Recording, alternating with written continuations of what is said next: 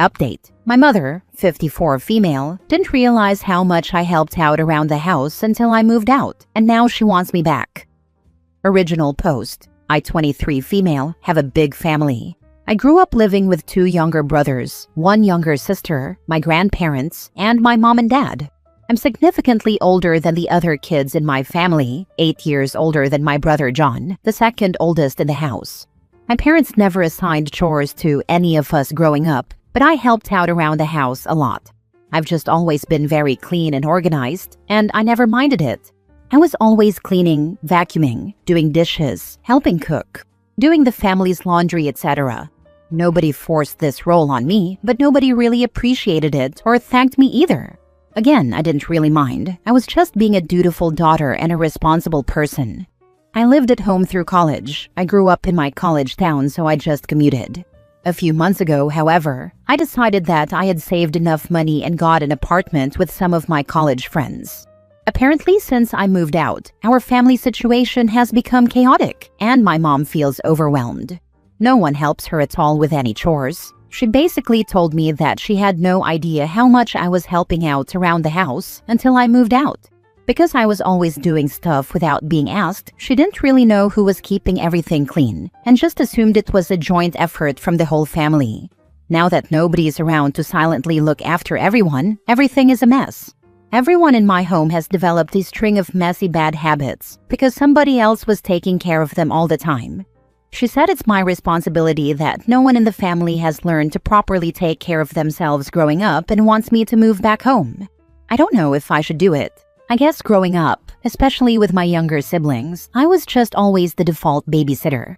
I was used to taking care of them, so even when they got to the age where they were old enough to take care of themselves, I was too far into the habit. I don't know how me moving back home will totally fix that though, but I do feel a little responsible. Now for the top comments before reading the update. She said it's my responsibility that no one in the family has learned to properly take care of themselves growing up. That's crazy. That was her responsibility.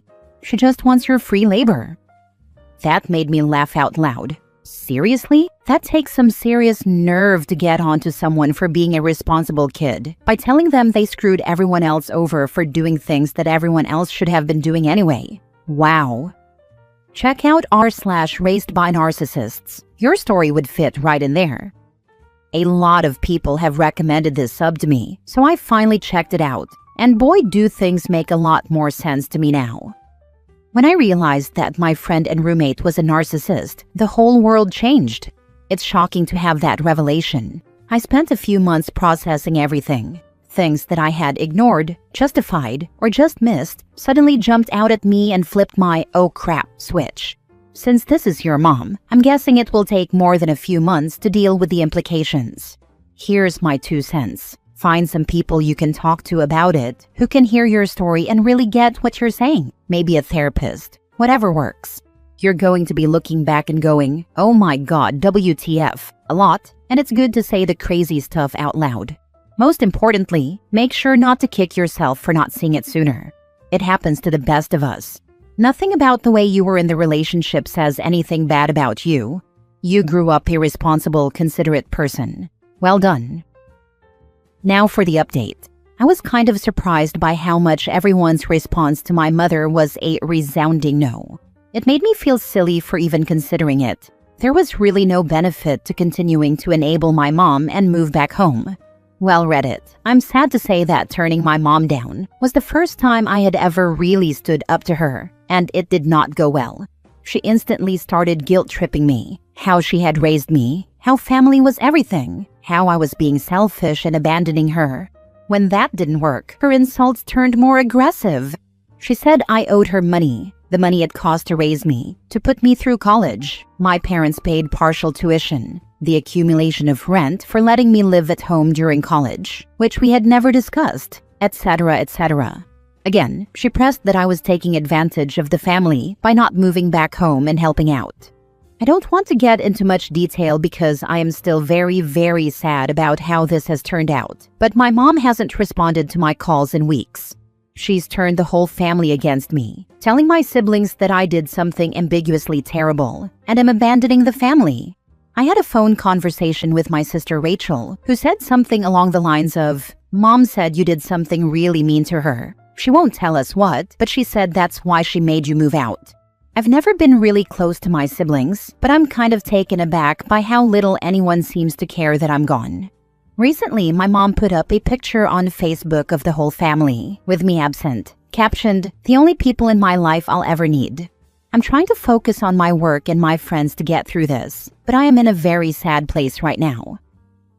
First of all, quit calling mom. All you're doing is making her feel better by allowing her to give you the silent treatment. Stop doing that and go about living your life.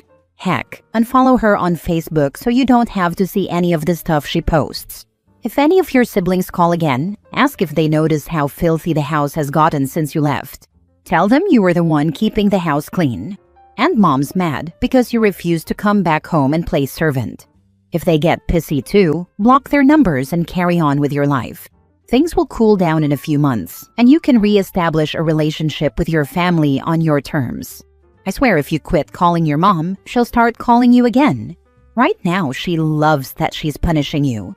She feels justified in making you feel bad. Just remember that. She thinks she has the right to make you feel terrible. It literally never occurred to me until now that she's ignoring me because she likes that I'm still reaching out and suffering. Well, I'm done now. I'm honestly so shocked still how much my mom seems to enjoy my guilt. She's going through an extinction burst, stepping up the behaviors that have worked in the past in order to make you bend to her will. Stay strong. When you doubt yourself, just remember that your mother doesn't care about you. She cares about what you can do for her. If she remotely cared about you, she wouldn't be acting this way. Thank you for this perspective. I think this makes a lot of sense.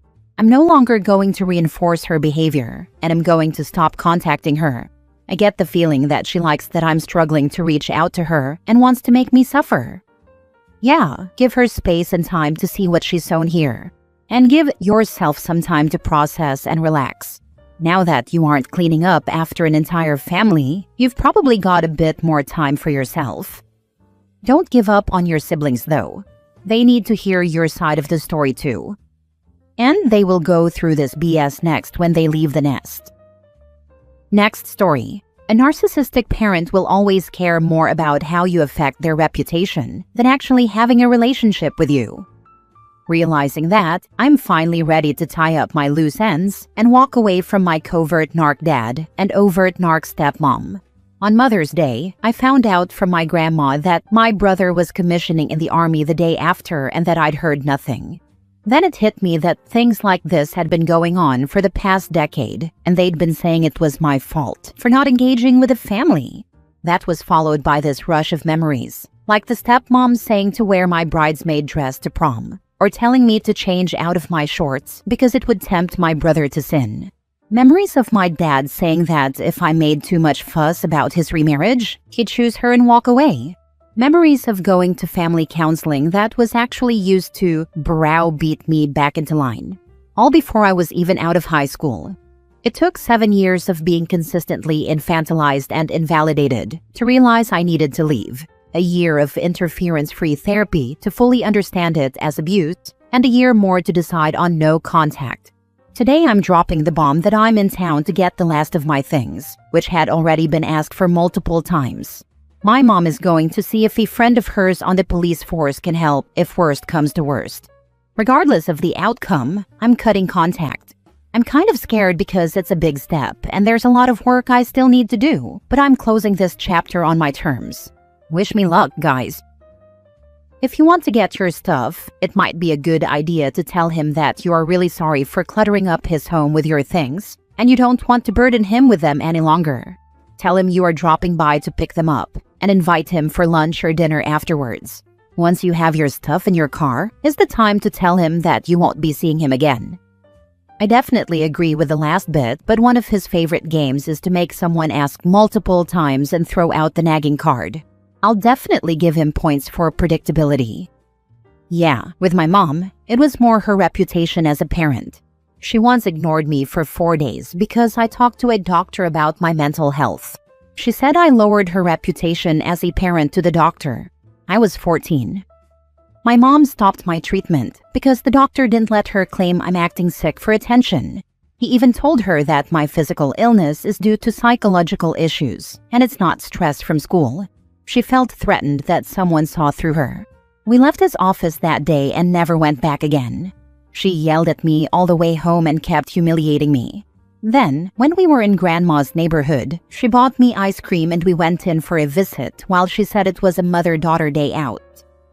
That's so relatable. For me, the issue was that we don't live near family or friends. My dad and sister were out of town, and it was just me and my mom home alone for a week. It just enabled her to ignore me for longer. Even the hour-long car rides on the way to and from school, during those, she would glare at me sometimes and breathe heavily. She wanted to obviously imply that she was still mad. And my mom has absolutely accused me of faking mental illness before. When I was in early high school, I told my mom that I thought I might be depressed, something that she caused, and she just made me feel like crap about it. I made a vow to myself that day that I would never talk about my problems to my mom again. This is always what I try to explain to people, especially since I come from a wealthy family. I'm in a similar position. My family is so freaking toxic and more. If I explain it, it'll take years. I've never been to therapy or anything because I don't think I need it. Like, yes, I'm depressed and stuff, but I know 100% what's the cause. It's them. So to me, it's like, why go talk to somebody about it? It's not going to fix the situation. The only way for me to get better is to get rid of the problem. I'm 17 and literally all I've been hoping for since before I was even a teenager is to move out. Thank God I have 1 year of high school left. As soon as I get my diploma, I'm out of here and cutting all contact. I'm glad you made that decision. Please always do what's best for you and put yourself first. Because I've spent all my life putting everyone else first, and it's freaking horrible. I hope everything gets better for you, and that you'll finally be free and at peace. Now for the mini update. It's all done, and you all are amazing. I wouldn't have even thought this possible if not for seeing others in this community taking the leap and actually being able to love and enjoy life. Thank you so much for the kind words and gilding.